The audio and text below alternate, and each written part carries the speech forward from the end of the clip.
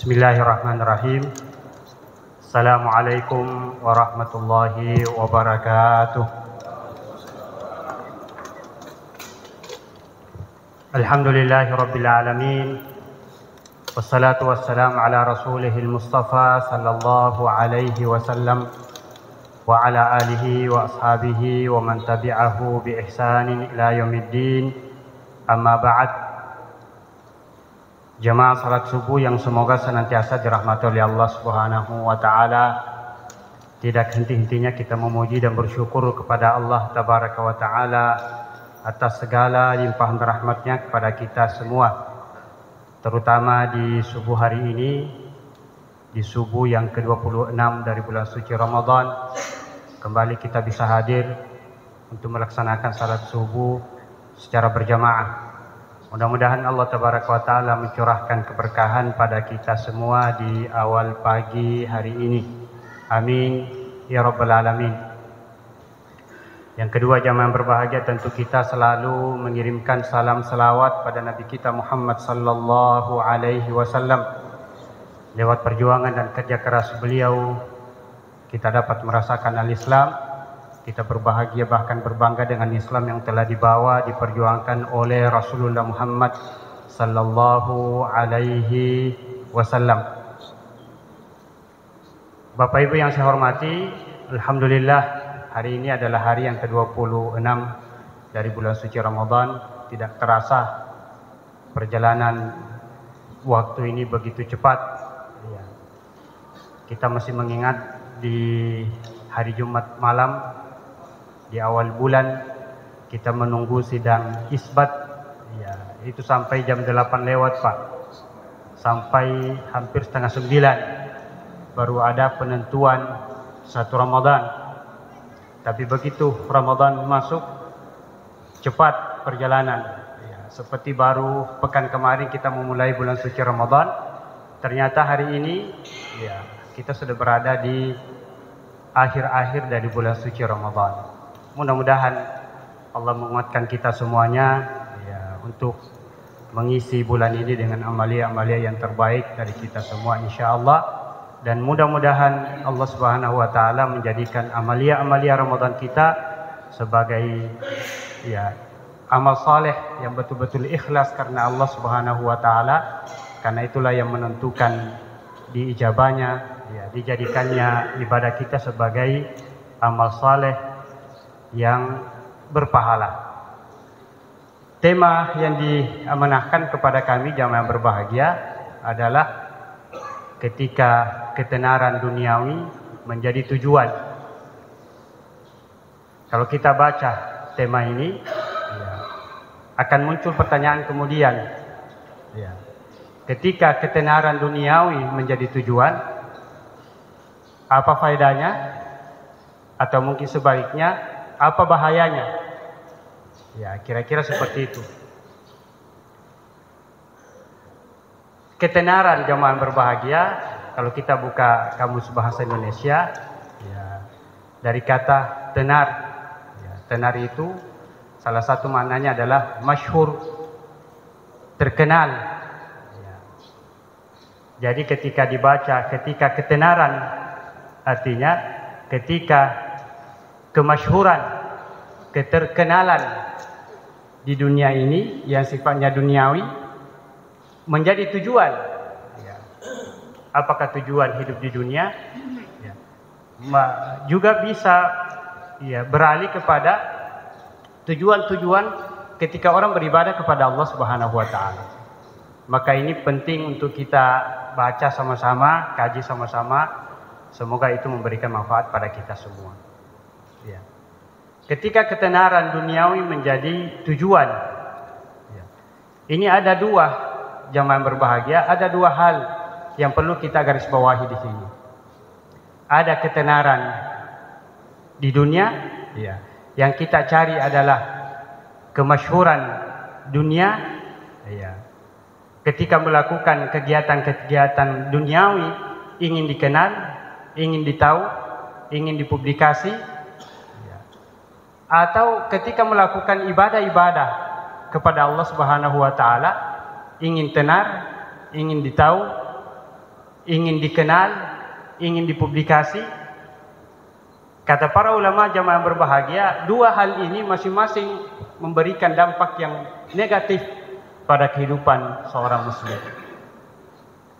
Apakah ingin dikenal, ditahu, ya, didengar namanya pada kehidupan dunia, ya, itu juga berbahaya. Ketika orang misalnya ingin ditahu kalau dia adalah orang yang paling hebat, orang yang paling cerdas, orang yang paling kuat, orang yang paling kaya, orang yang paling banyak memberi, orang yang paling banyak membantu, ya, memberi, membantu dalam fasilitas apa saja, ya, pembangunan masjid, pembangunan sekolah, infak untuk kemanusiaan ke Timur Tengah, Palestina misalnya, yang paling banyak yang berinfak adalah dia, paling banyak memberi adalah dia, adalah saya, ya, ingin ditahu, ingin dikenal, lalu kemudian lama-lama dia menjadi tabiat, karakter, akhlak, bahwa ketika dia melakukan satu kebaikan, dia ingin ditahu oleh orang, dia ingin dicatat oleh orang, dia ingin dikenal oleh manusia, oleh siapa saja. Lama kelamaan ini menjadi karakter, kebiasaan, sifat, dan itu kemudian memunculkan bahaya yang sangat luar biasa sekali pada jiwa mental seseorang. Kenapa? Karena ini bisa memunculkan kesombongan, keangkuhan, keegoan. Ya. Dan kalau sudah sombong, sudah angkuh, menganggap yang lain tidak punya, tidak mampu, tidak bisa, dia saja yang bisa, ini berbahaya, Pak. Ya. Banyak kita baca betapa besar, ya, bahaya kesombongan dalam kehidupan seorang muslim. Ya.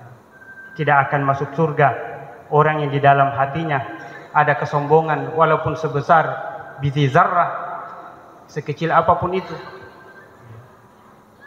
Yang kedua, kalau dia tidak sampai pada kesombongan, ya, mungkin hal lain yang akan muncul kemudian ketika dia sudah melakukan satu hal yang sifatnya positif, ya, lalu kemudian orang-orang tidak memuji dia, tidak mengangkat namanya, tidak menulis namanya, atau orang tidak memperdulikan dia, muncullah kemudian kekecewaan.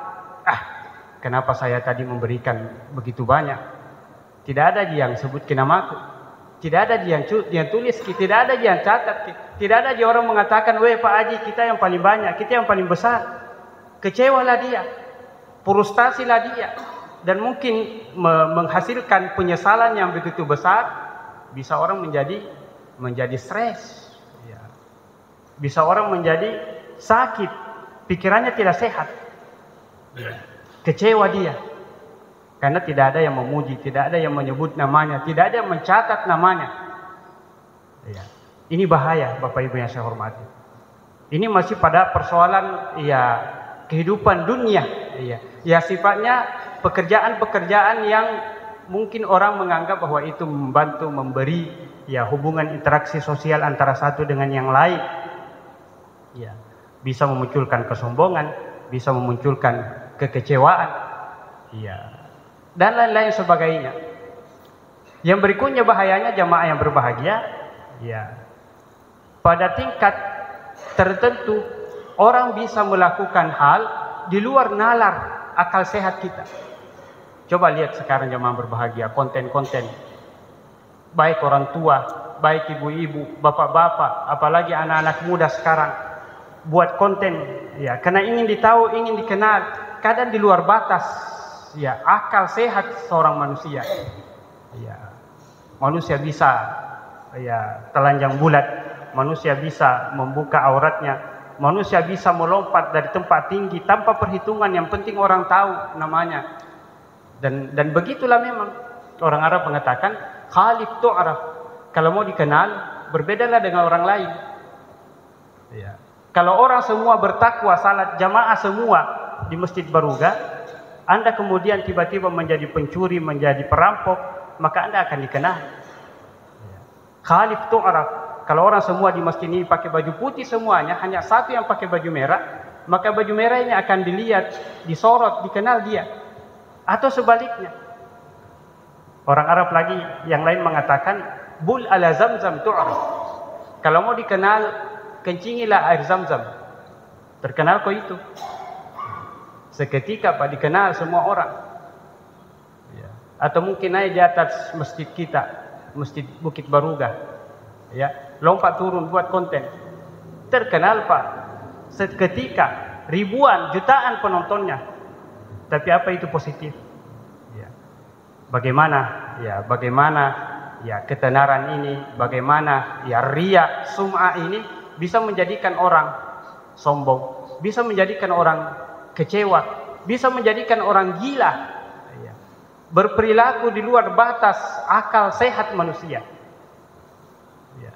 Ada konten-konten Pak, ya, mandi di lumpur, bercebur di lumpur, ya, karena ingin ditahu, ingin dikenal. Ini masih persoalan dunia, kehidupan dunia. Ya. Tapi coba kalau kita bawa dalam kehidupan, dalam realita kehidupan seorang muslim dalam ibadah kepada Allah Subhanahu wa taala, di sini yang paling fatal. Maka para ulama mengatakan riya sum'ah itu dimanapun tempatnya dia pasti tercela. Riya ingin ditahu, dikenal dalam kehidupan dunia itu juga tercela.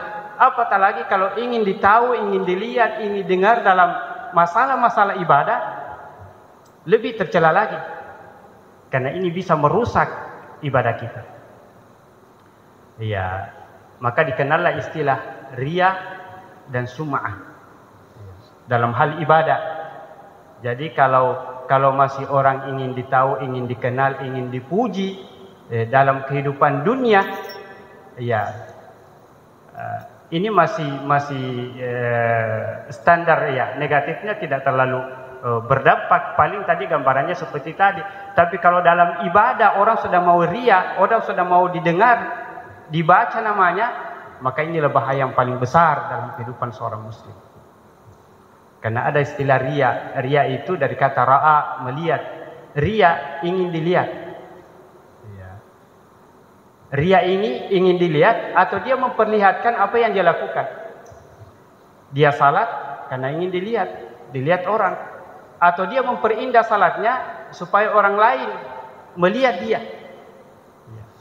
Melakukan umrah, melakukan haji, melakukan idul kurban, ya. Apa saja. Kemudian dia lakukan itu karena ingin dilihat orang. Atau ingin memperlihatkan apa yang dilakukan kepada orang lain, maka itulah riya, dan itu merusak ibadah kita. Kata Allah Subhanahu wa taala, la in asyrakta la yahbatanna 'amaluk. Kalau engkau melakukan kemusyrikan, maka pasti amal-amal ibadahmu akan hancur, habis, tidak ada nilainya. Ya. Antara syirik dengan riya, kata Rasulullah, syirik itu, riya itu adalah asyirkul asgar. Riya itu adalah salah satu bentuk dari syirik kecil. Ya, melakukan kemusyrikan. Dalam hadis lain disebutkan asyirkul khafi, syirik yang tersembunyi. Ya.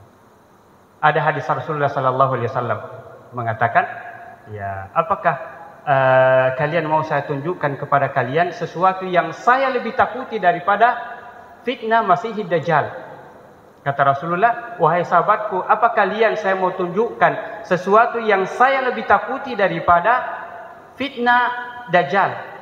Kata para sahabat, ya, bala ya Rasulullah, betul kami ingin disampaikan apa itu ya Rasulullah. Rasulullah mengatakan, mencontohkan dengan mengatakan, seseorang ketika dia salat, lalu kemudian memperindah salatnya karena ada orang yang melihat dan memperhatikan dia. Waliyadzubillah, salat ini Pak, ya, seseorang, ya, kata Rasulullah, yang saya lebih khawatir, takut dari kalian, lebih takut daripada fitnah Dajjal yang datang kepada kalian, ya, ketika seseorang di antara kalian salat, lalu kemudian tiba-tiba dia memperindah salatnya karena ada orang yang melihatnya dan memperhatikannya. Waliyadzubillah. Ada hadis yang diriwayatkan oleh Imam Muslim yang panjang, jamaah berbahagia, ya. Dan itu membuat kita, kalau kita berpikir, membuat kita kaget dan mungkin kita perlu mawas diri terus. Ya. Ada orang yang mati syahid dalam peperangan. Kelihatannya dia mati syahid. berjihad, meninggal dunia. Satu lagi alim ulama, qari, ilmu. Ya, ilmunya sangat tinggi dalam agama, dalam ilmu Al-Quran. Satunya lagi banyak berderma, memberikan, berinfak, bersedekah. Pada hari kemudian ketiga-tiganya datang untuk menerima balasan amalnya. Ya. Mujahid datang, orang syahid datang dengan ingin mengambil pahala, ya, jihadnya fi sabilillah. Lalu kemudian Allah bertanya kepadanya, ya, apa yang kau lakukan? Kami berjihad di jalan Allah sampai kami mati syahid. Allah mengatakan, kadzabta, engkau berbohong, engkau berdusta. Kamu berperang, berjihad, melakukan peperangan agar engkau hanya dikatakan engkau adalah seorang mujahid. Dan dalam hadis itu dikatakan lalu kemudian sia-sialah amalnya dan dilemparkan ke dalam neraka. Syahid ini Pak dalam jihad fisabilillah. Yang kedua lagi qari, alim. Apa yang kau gunakan dengan ilmu pengetahuan? Kami mengajarkan, kami memberikan ilmu pengetahuan. Ya. Kadzabta, engkau berdusta. Engkau hanya melakukan itu supaya orang mengatakan engkau adalah alim, engkau adalah qari, dan dilemparkan ke dalam neraka. Yang ketiga datang ingin menagih pahala sedekahnya, infaknya. Iya, lalu kemudian dikatakan kepadanya, kadzabta, engkau berdusta, engkau melakukan itu supaya orang mengatakan engkau adalah orang yang dermawan. Waliyadzubillah. Inilah bahaya riya, jamaah berbahagia. Riya atau sum'ah sama saja tujuannya ingin ditahu, ingin dilihat.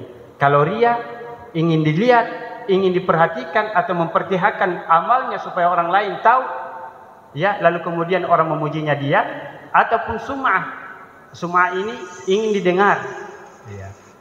Dari kata sam'un, ya, pendengaran. Jadi kalau riya ingin dilihat, ya, ingin disorot lewat mata, pandangan. Tapi yang satu sum'ah ingin didengar namanya. Ingin supaya apa yang dia lakukan, apa yang dia kerjakan semua orang tahu, dengarkan. Dan tujuannya sama. Dua-duanya adalah riya. Dua-duanya adalah melakukan ibadah kepada Allah, apa saja bentuknya, dalam rangka untuk mendapatkan pujian-pujian dari manusia. Bukan betul-betul ikhlas karena Allah Subhanahu wa ta'ala. Sering kita baca jamaah rahimakumullah, fawailun lil musallin alladzina hum an salatihim sahun alladzina hum yura'una wa yamna'una al-ma'un. Maka celakalah. Salah satu makna wail, celaka. Makna lain, maka neraka wail bagi orang-orang yang salat. Waliyadzubillah. Orang salat ini Pak diancam dengan celaka. Iya. Orang-orang salat ini diancam dengan neraka wail. Kenapa dia? Alladzina hum an salatihim sahun, alladzina hum yura'un. Di antara sifat mereka adalah lalai dari salatnya, dan kalau dia salat yura'un, dia riya. Dia salat ingin didengar, dia salat ingin dipuji, dia salat ingin orang memperhatikan dia. Ini konteks ayat Pak, tapi dalam kehidupan kita bisa, bukan di luar salat. Orang haji supaya orang mengatakan dia haji. Orang umrah supaya orang mengatakan dia berkali-kali melakukan ibadah umrah. Dia bersedekah supaya orang mengatakan dia melakukan sedekah dermawan. Dia yang paling banyak infaknya, dia yang paling banyak sedekahnya. Iya. Kata Allah, alladzina hum yura'un. Orang-orang yang memperlihatkan, yang riya, yang sum'ah dalam ibadahnya kepada Allah Subhanahu wa ta'ala. La in asyrakta la yahbatanna amaluk. Kalau engkau melakukan kemusyrikan, engkau riya dalam ibadahmu, engkau riya dalam infakmu, dalam sedekahmu, la yahbatanna amaluk, maka sia-sia, maka hancur semua pahala apa yang engkau lakukan. Boleh jadi, bisa saja orang mendapatkan apa yang dia inginkan. Semakin terkenal dia dengan sedekahnya, semakin terkenal dia dengan ibadahnya, semakin terkenal dia dengan ilmunya dari sisi dunia, tapi pahala kosong. Ya, pahala dia tidak dapatkan apa-apa di sisi Allah Subhanahu wa ta'ala. Maka jamaah subuh rahimakumullah, penting untuk kita selalu mawas diri. Kita tidak boleh mengatakan orang ini ya riya, orang ini sum'ah. Lebih baik kita selalu mengoreksi diri kita masing-masing. Jangan melihat orang lain, jangan memperhatikan orang lain. Kalaupun kelihatan ada, mari kita menasihati dengan baik, dengan benar, dengan bijak. Ya. Tapi kita tidak bisa menuduh orang, ya, bahwa dia melakukan itu riya, bukan karena Allah Subhanahu Wa Taala. Apatah lagi sekarang, Bapak Ibu yang saya hormati, masya Allah. Ya, zamannya sekarang teknologi, apa-apa semua ingin diperlihatkan, apa-apa semua ingin diupload, apa-apa semua ingin dikabarkan ke orang. Dan sekarang juga pandangan masyarakat kita, pandangan banyak manusia termasuk orang-orang Islam di kalangan kita yang kurang paham, itu sudah melihat bahwa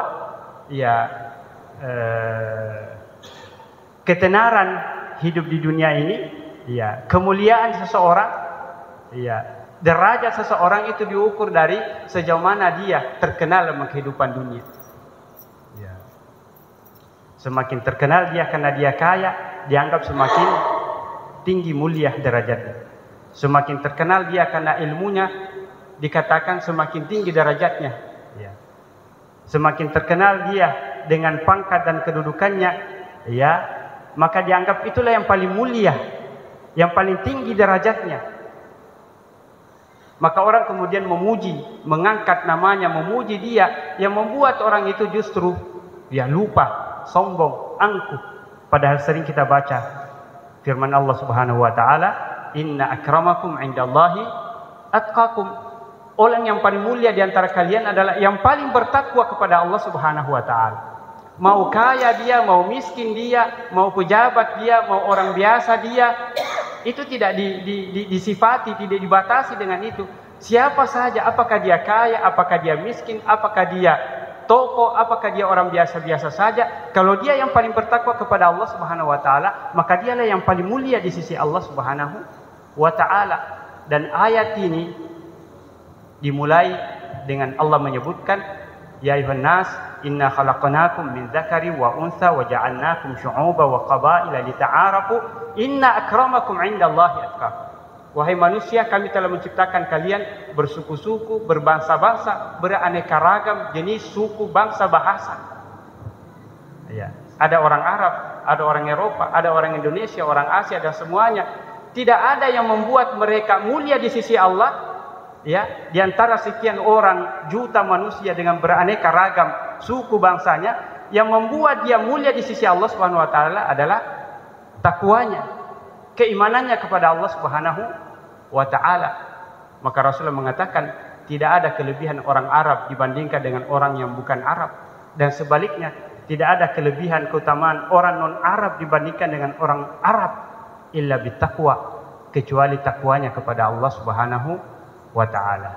Jamaah subuh rahimakumullah, lewat tema ini saya menasihatkan diri saya dan kita semua, mari kita menjaga hati kita, menjaga pikiran kita, menjaga jiwa kita, betul terus melatih dia untuk selalu ikhlas kepada Allah Subhanahu Wa Ta'ala.